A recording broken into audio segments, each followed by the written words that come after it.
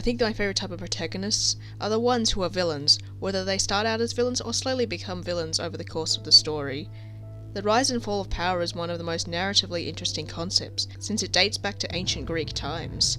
I mean, think of all the Greek myths that are about the folly of hubris. I mean, there's Icarus, for example, that's probably the most famous one. And of course, the real-life examples, judging by the tyrants that exist in the world. Isn't that what we enjoy the most, watching the well-deserved end of someone's tyranny? Or maybe we were rooting for them all along. Today, I want to discuss 3 famous fictional characters who fall into this category. 3 characters from different media, but 3 characters who all share something in common: the desire for power.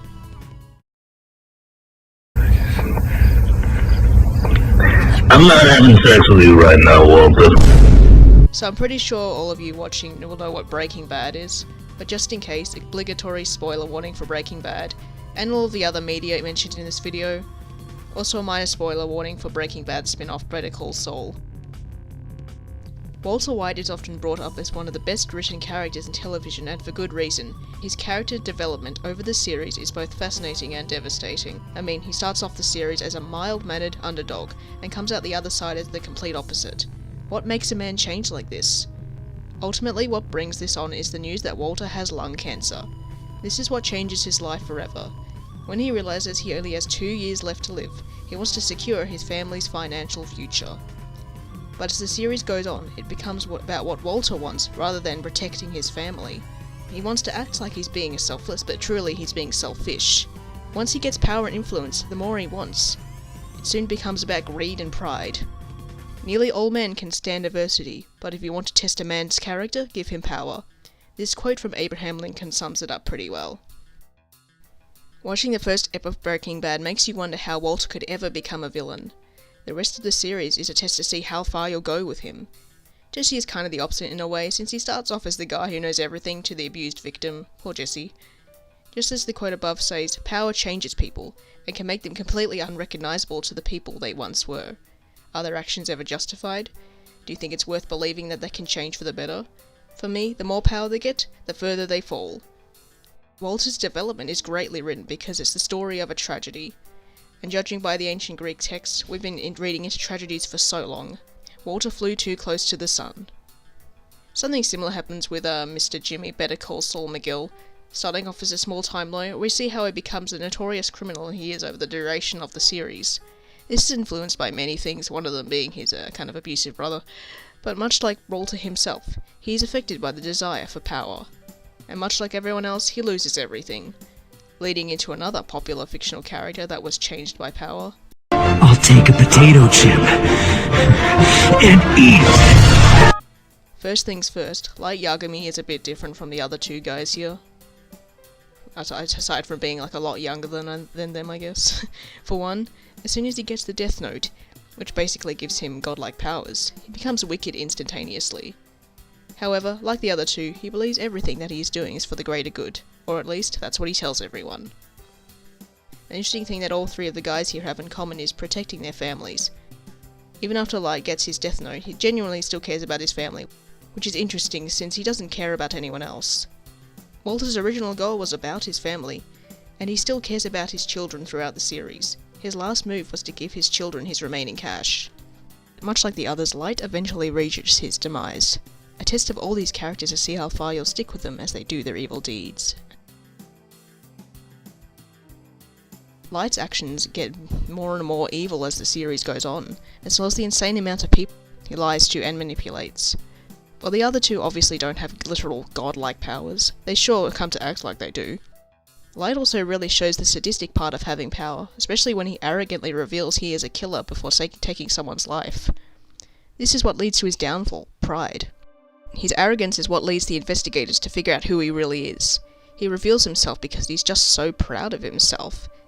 And greed plays a factor as well, continues to want more and more. He originally was just an average student, but then after he got power he completely changed. Walter became disillusioned with his own power and kept seeking more until it literally killed him. Michael's power changed the man he was going to be. The desire for power completely corrupts the mind, and nobody can do anything about it, honestly. And you know what? The most evil part is that they enjoy this. I mean, Walter's just straight up told his wife that he does what he does because he likes it. Haven't you seen Michael's threats? The way he controls his wife? They're into this. But you never know, there's always a bigger fish. Look how they massacred my boy. The Godfather tells the story of a Silicon crime family. While kind of an outsider at first, younger son Michael Corleone soon becomes involved within the family business, eventually taking over. Half this video is just me, like, mispronouncing stuff or just fucking up, honestly. I mean, this guy just didn't even want to be involved at first, and at the end he's absolutely terrifying. He's ruthless. He literally has his own brother killed for disobeying the family. Now, Michael's demise comes up way later in the story compared to the other two.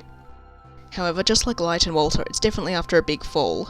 I'm not a huge fan of The Godfather 3, but one thing it does portray is the downfall of Michael's mental and physical well-being. We see him repent, we see him lose his children. Of course, there's some gun violence, but even he is not immune to death itself. He just straight up falls over and dies.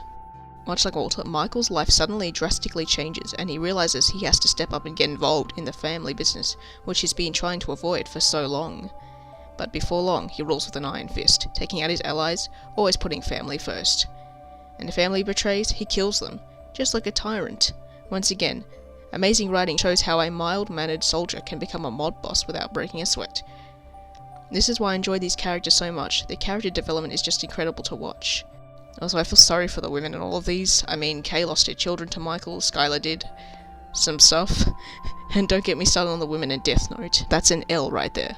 These guys take their rivals in stride. There's the whole L vs. Light thing, Walter and all the guys he encounters, and the many people Michael gets involved with. They're all killers, killing to protect their goals. Ruthless, horrible people who will just do anything to protect themselves. They will say they kill for others, but really they kill for themselves. Are they any better than their rivals? It's interesting to note how life can change so quickly. You never know, one day you're living your best life, the next day you end up finding the Death Note. These characters show that anybody can become a bad guy, a villain, or whatever, if that chance arrives. So in reality, these are warnings to all of us, to remind us that anybody can fly too high to the sun and come crashing down, just as the ancient Greeks foretold. Thank you for watching, hope you found this video interesting. I adore these types of characters and it's been so fun researching them. Until next time.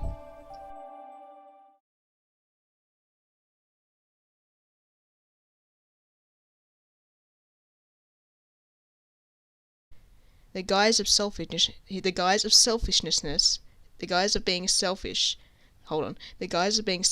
really to hide the true selfishness. The guise of